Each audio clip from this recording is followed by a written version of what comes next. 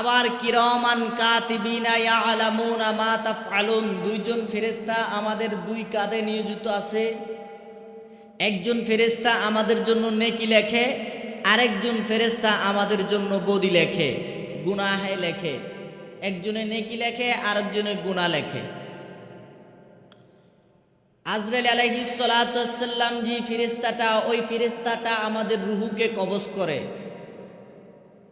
মুনকার নেকির দুইটা ফেরেশতা আছে, ওই ফেরেশতা আমাদেরকে কবরের ভিতরে সওয়াল জবাব করে।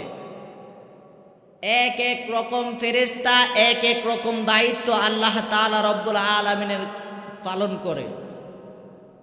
আল্লাহ তাআলার সকল ফেরেশতাই ভালো, কিন্তু আমরা যারা মানুষ আছি, আমরা যদি মাওলা তাআলার ইবাদত করতাম সঠিকভাবে, সাধারণ মানুষ সাধারণ ফেরেশতাদের চাইতে উত্তম, আর নেককার বান্দাগুলি রহমতের ফেরেশতার চাইতে, যারা যেই সকল বান্দাগুলি আল্লাহ তাআলার নৈকট্য হাসিল করে ফেলেছে, আল্লাহ তাআলার দিদার লাভ করেছে, এই রকম মানুষগুলি সাধারণ ফেরেশতাদের চাইতে উত্তম। সুবহানাল্লাহ বল।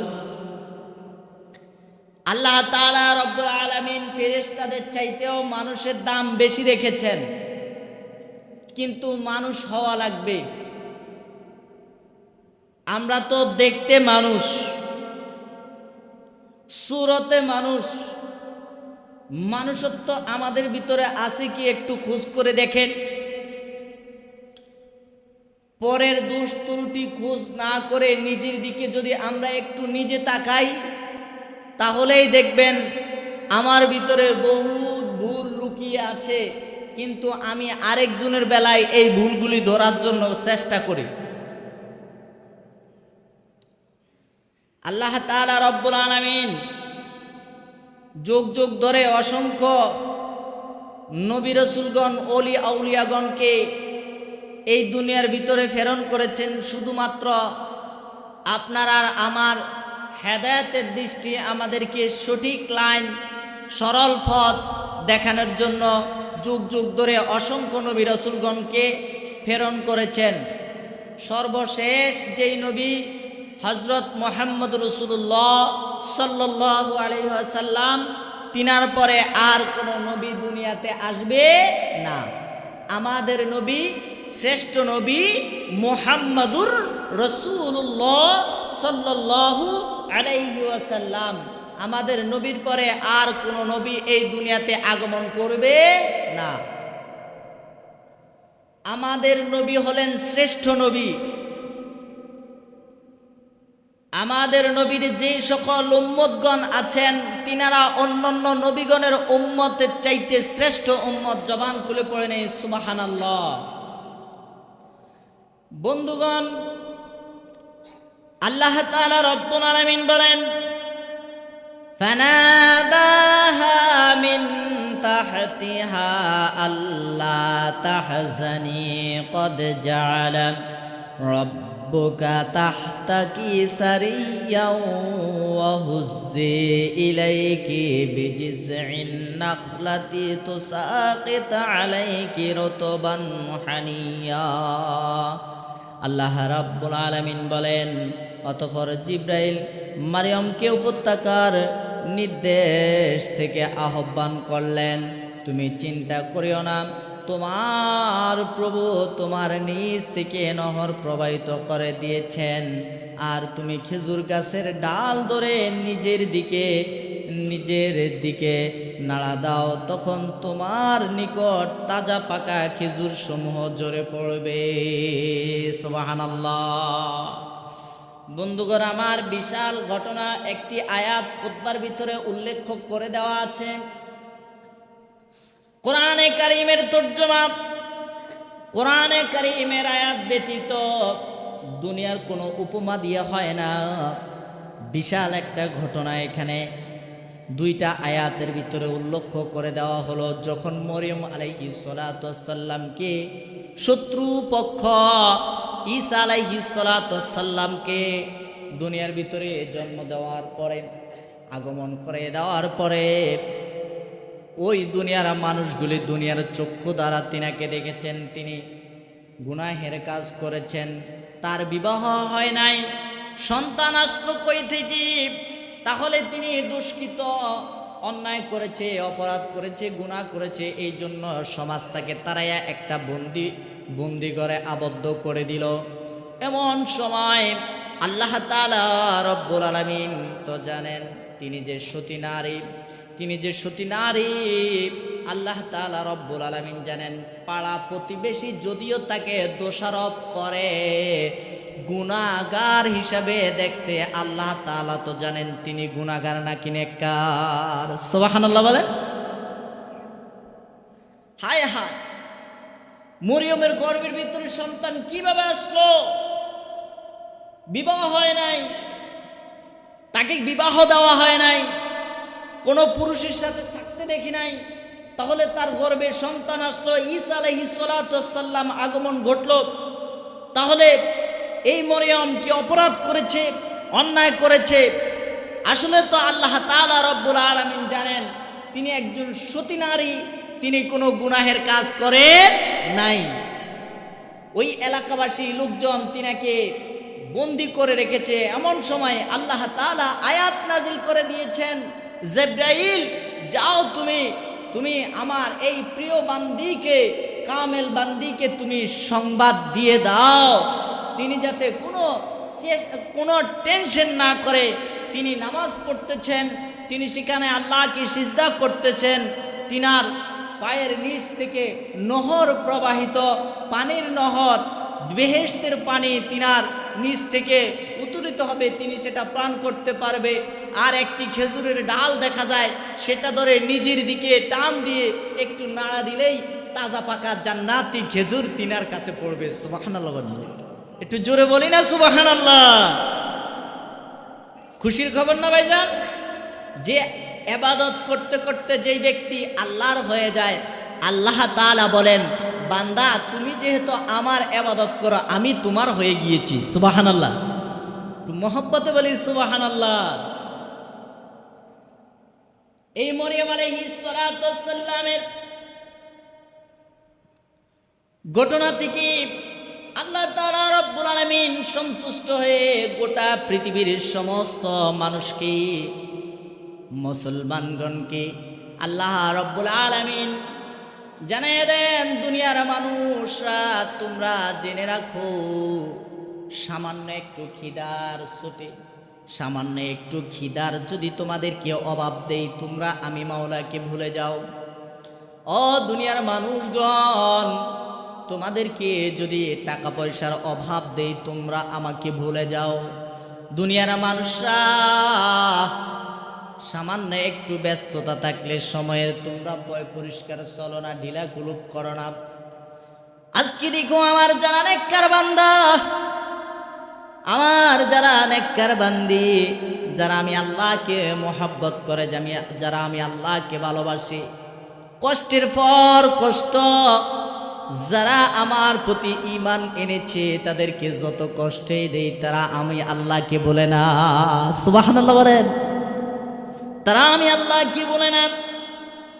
হাজার কষ্ট থাকলেও আমি মাওলাকে ডাকে। যেমন বন্ধুগণ, অলি আউলিয়ার কেরামত সম্পর্কে বর্ণনা, নবীদের কেরামত আছে না নাই? বলেন না কেন? নবীদের কেরামত আছে না নাই? অলি আউলিয়াদের কেরামত আছে না নাই? নবীদের হলো মর্যাদা, মুজিজা, অলিদের হলো কেরামত। যেমন এই বাংলার জমিনে ইসলাম আনছেন অলি আউলিয়াগণ, কথা কোন ঠিক না বে ঠিক? সিলেটের জমিনে হযরতে শাহজালাল গুরু গোবিন্দর সাথে যখন যুদ্ধ করতেছিলেন, তখন হাজার হাজার টন পাথর এই গুরু গোবিন্দ দুষ্ট জিন দ্বারা, দুষ্ট শয়তান দ্বারা পাহাড়ের ভিতরে থুপ করেছেন, যাতে হযরতে শাহজালাল এই দেশের ভিতরে আসতে না পারে, ইসলাম প্রচার করতে না পারে। হযরতে শাহজালাল রাদিয়াল্লাহু তাআলা আনহু, ওই এটা হলো বাংলা শব্দের অর্থ হলো পাথর, শিল শব্দের অর্থ হলো কি পাথর। এটা আমাদের ভাষার না, আমাদের রাষ্ট্রীয় ভাষা না। হট মানে হরে যাও, সরে যাও। তখন এই শাহজালাল রাদিয়াল্লাহু তাআলা আনহু তিনি বললেন শিল হট, তিনি তিনার মুখ দিয়ে বললেন শিল অর্থাৎ পাথর, হট মানে হরে যাও, সরে যাও। হাজার হাজার টন পাথর যখন গুরু গোবিন্দ হযরতে শাহজালাল রাদিয়াল্লাহু তাআলা আনহু এই দেশে আসতে না পারেন, এই জন্য তিনার সম্মুখে থুপ করার পরে শাহজালাল রাদিয়াল্লাহু তাআলা আনহু বললেন শিল হট, সরে যাও পাথর। আল্লাহর হুকুমে মনে মনে তাওয়াক্কা করলেন, আল্লাহ তাআলা তুমি সাহায্য করো, এই আল্লাহর হুকুমে সরে যাও। সবগুলি পাথর সরে গেল। বলেন তো আমার মুমিন মুসলমান ভাইগণ, পাথর হুকুম মানে কার? জোরে বলেন, পাথর হুকুম মানে কার? আল্লাহ রাব্বুল আলামিন পাথরের হুকুম মানেন। পাথর হুকুম মানে আল্লাহ তাআলার, জমিন হুকুম মানে আল্লাহ তাআলার, আসমান হুকুম মানে আল্লাহ তাআলার। গোটা পৃথিবীর সব কিছু হলো সৃষ্টি, একমাত্র আমার রব্বুল আলামিন হলো স্রষ্টা, খালেক, সৃষ্টিকর্তা। জবান পড়ে পড়ে নে সুবহানাল্লাহ। আল্লাহ রব্বুল আলামিন কুরআন মাজিদে ইরশাদ করলেন কুল হুয়াল্লাহু আহাদ, আমি এক, আল্লাহুস সামাদ, আমি অদ্বিতীয়, লাম ইয়ালিদ, আমি কাউকে জন্ম দেই না, ওয়ালাম ইউলাদ, আমি কারো কাছ থেকে জন্ম নেই না, ওয়ালাম ইয়াকুল লাহু কুফুয়ান আহাদ। গোটা পৃথিবী আমার মুখাপেক্ষী, আমি রব্বুল আলামিনের মুখাপেক্ষী, আমি কাহারও মুখাপেক্ষী নন। বান্দারে সবাই আমার কাছে চায়, আমি কারো কাছে চাই না। আমি খালেক, সৃষ্টিকর্তা রব্বুল আলামিন এক, অদ্বিতীয়। জবান খুলে পড়ে নেই সুবহানাল্লাহ। আমার বান্দাগণ শুনে রাখো, তুমি ছিলা না, আমি রব্বুল আলামিন তোমাকে বানিয়েছি। তুমি এখন দুনিয়ার জমিনে আছো, তুমি ছিলা না, আমি তোমাকে বানিয়েছি, তারপরে তুমি এখন আসো। আবার আমি যখন তোমাকে ডাক দিব তুমি থাকবা না। সুতরাং তুমি ছিলা না, এখন আছো, ভবিষ্যতে তুমি থাকবা না রে বান্দা। কিন্তু আমি মাওলায়ে কারীম রব্বুল আলামিন, আমি ছিলাম, আমি এখন আছি, আমি ভবিষ্যতেও থাকবো, আর আমি চিরঞ্জীব। মানুষের জন্য সময় আছে, মানুষের জন্য সময় আছে, মানুষের একটা সময় আছে, মানুষের হায়াতের ব্যাপার স্যাপার আছে, কিন্তু আমি আল্লাহ তাআলার কোনো হায়াতের সীমারেখা নাই। সুবহানাল্লাহ। ও আমার বান্দাগণ, কুল ইয়া ইবাদি লা তাকনাতু মির রাহমাতিল্লাহ। বান্দা যত বড় গুনাহ করো না কেন, আমি আল্লাহ তাআলার রহমত থেকে তুমি নৈরাশ হয়ো না। জবান খুলে পড়ে নে সুবহানাল্লাহ। বান্দারে দিনে গুনাহ করেছো, রাতে আমার ইবাদত করো, রাতে গুনাহ করেছো, দিনে আমার ইবাদত করো, আমি আল্লাহ তাআলা তোমাকে মাফ করে দেব। সুবহানাল্লাহ। বন্ধুগণ, ইবাদতের মধ্যে সবচেয়ে সর্বোত্তম ইবাদত হলো রাহমাতুল লিল আলামিন, নবীর উপরে দুরূদ শরীফ পড়া এবং ফরজ ইবাদত করা। কি ইবাদত করা? একটু জোরে বলেন, আমি বুঝবো তো আমার কথাটা আপনাদের কানে স্পষ্টভাবে পৌঁছছে কিনা। আমি কনফিউজে থাকি যদি আপনারা আমার সাথে জবাব না দেন। আল্লাহর নৈকট্য হাসিল করার জন্য সবচেয়ে সর্বোত্তম ফরজ ইবাদত করা। কি ইবাদত করা? এইবার আসেন, কামেল বান্দা যদি আপনি আল্লাহর কাছে আল্লাহর নৈকট্য হাসিল করতে চান, আল্লাহ তাআলা এবং নবী পাক সাল্লাল্লাহু আলাইহি সাল্লাম বলছেন ফরজ ইবাদতের পরে বেশি বেশি বেশি নফল ইবাদত করা। সুবহানাল্লাহ বলেন, এটা জোরে বলেন না সুবহানাল্লাহ। এরপরে আল্লাহ তাআলা বলেছেন ফরজ এবাদতের পরে নফল এবাদতগুলি সে করবে। রাতের 3 ভাগের 1 ভাগ, আমরা একটা দিনকে 5 ভাগে বিভক্ত করি। কয় ভাগে বাজার? 5 ভাগে। ফজর থেকে এটা আল্লাহ তাআলাই বিভক্ত করে দিলেন। জোহর পর্যন্ত 1 ভাগ, একটা সময় একটা ভাগ। জোহর থেকে আসর নামাজ পর্যন্ত আরেকটা কালার, আরেক ভাগ। আসর থেকে মাগরিব পর্যন্ত আরেকটা ভাগ, আরেক রকম কালার। আবার মাগরিব থেকে এশা পর্যন্ত আরেকটা ভাগ, এশা থেকে ফজর পর্যন্ত আরেকটা ভাগ।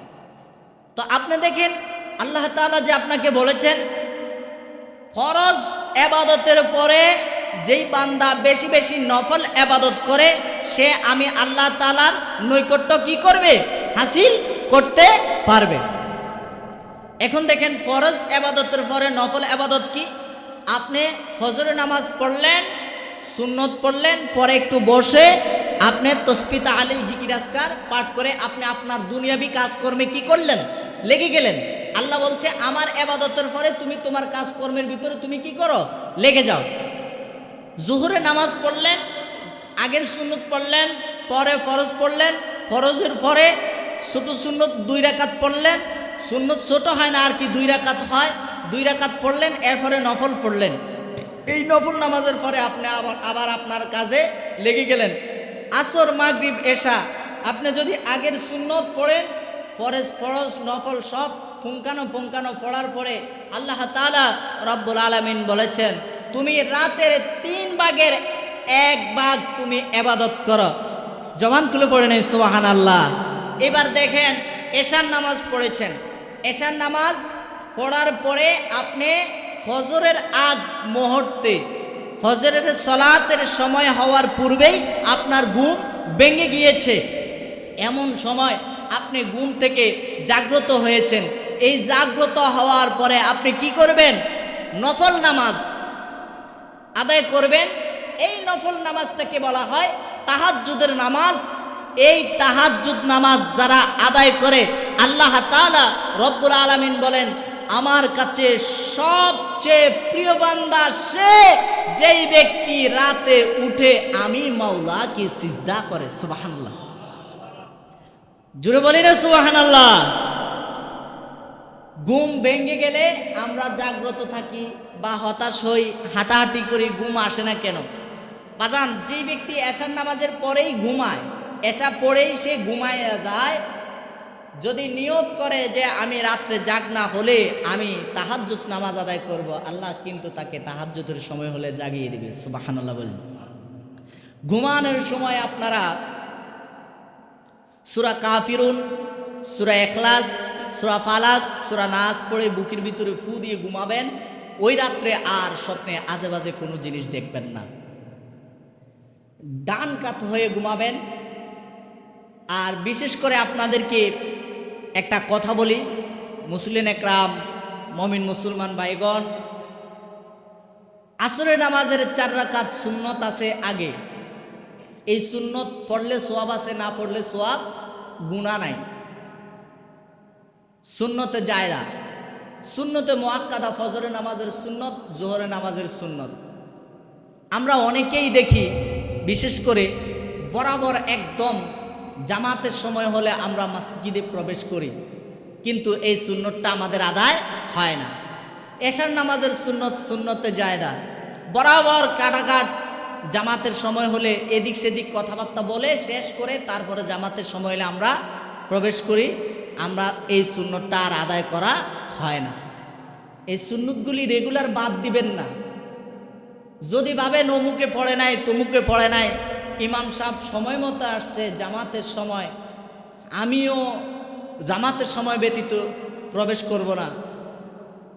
প্রত্যেকটা ইমাম সাহেব এই দুনিয়াতে যত আলেম ওলামাগণ আছেন সবাই জানে, সমস্ত মাদ্রাসাত পড়ুয়া, মসজিদি ইমাম সাহেব, ইমামতি কর্ণওয়ালা প্রত্যেকটা আলেম জানেন দুনিয়ার লোক দেখানো ইবাদত করা হারাম। সে আপনাকে দেখায় আবাদত করবে না যদি তার নলেজ সেন্সিটিভ এই জ্ঞানটা থাকে যে লোক দেখানো আবাদত করা হারাম। চুপি চুপি গুনাহ করা বন্ধ করে দেন। চুপি চুপি গুনাহ করা কি বুঝিয়েছি আমি আপনাকে? এটা বুঝাইতে চাইছি যেমন একটা মিথ্যা কথা আপনার মুখ দিয়ে ফসকে বের হয়ে যায়, বন্ধ করে দেন। একটা গালি আসতে লইছে, বন্ধ করে দেন। একটা মানুষের ক্ষতি করা আপনার ব্রেনে কাজ করতেছে, বন্ধ করে দেন। অপর মানুষের উপরে ঝাঁপিয়ে পড়া আপনার জন্য তার ক্ষতি করা বন্ধ করে দেন। আপনি নামাজ ছেড়ে দিবেন, সেটা বন্ধ করে দেন। পৃথিবীর সবচেয়ে সর্বশ্রেষ্ঠ ইবাদত হচ্ছে আল্লাহ এবং নবীর প্রতি ঈমান আনার পরে সর্বশ্রেষ্ঠ ইবাদত হচ্ছে নামাজ, সালাত কায়েম করা। সালাতের ভিতরে রাহমাতুল আলামিন নবীর উপরে দুরূদ আছে। সালাতের ভিতরে আত-তুহুরু শাত্রুল ঈমান, পবিত্রতা আছে। সালাতের ভিতরে পিতামাতার জন্য দোয়া আছে। সালাতের ভিতরে নিজের জন্য দোয়া আছে। সালাতের ভিতরে আত্মীয় স্বজনের জন্য দোয়া আছে। সালাতের ভিতরে কবরবাসীদের জন্য দোয়া আছে। সালাতের ভিতরে আল্লাহর রহমত আছে। আপনি আল্লাহকে সিজদাই যদি করতে না মনে চায়, আপনি কোন ধরনের ওলি দাবি করে বসে রয়েছেন যে আমাকে সারাই দিবে নবী পাক সাল্লাল্লাহু আলাইহি ওয়াসাল্লাম? নবীজি তো অন্যদিকে বলেছে, যেই ব্যক্তি ফজরের আজান শুনে ঘরের ভিতরে ঘুমায়, আমি নবীর মনে চায় আমি তার ঘরটা জ্বালাইয়া পড়াইয়া ছারখার করে দেই, কিন্তু আমি জ্বালাই না এই কারণে তার ঘরের ভিতরে নিষ্পাপ মাসুম বাচ্চা আছে। আপনি তো সেই হাদিসটা মানেন না। আপনি শুধু একটা নিয়ে পড়ে আছেন যে আমি সুন্নি জামাত গ্রহণ করেছি, আমাকে নবী সুপারিশ করবে। আরে ভাই, আপনাকে তো রাহমাতুল আলামিন নবী গোটা পৃথিবীর জন্য রহমত। আপনি উম্মত হয়েছেন বিদায় সুপারিশ করবে। তো আপনার জন্য সুপারিশ কি জন্য প্রয়োজন হয়েছে? আপনি আসামি, এর জন্য আপনার সুপারিশ প্রয়োজন হয়েছে। বহু উম্মত আছে বিনা হিসাবে জান্নাতে চলে যাবে, কিন্তু আপনি কি আপনার গুনাহের হিসাব কখনো করেছেন? গুনাহের হিসাব আমরা করি না, গুনাহ করতেই থাকি। নেকের হিসাব আমরা করি না, আমরা নেক করি তো না। আল্লাহ পাক রব্বুল আলামিন আপনাকে আমাকে ওলি আউলিয়ার সোহবত থেকে কোরআন হাদিসের সঠিক জ্ঞান শুনে মেনে এই দুনিয়াতে আমল করে মৃত্যুবরণ করার তৌফিক দান করুক। প্রত্যেক বলুন আমিন।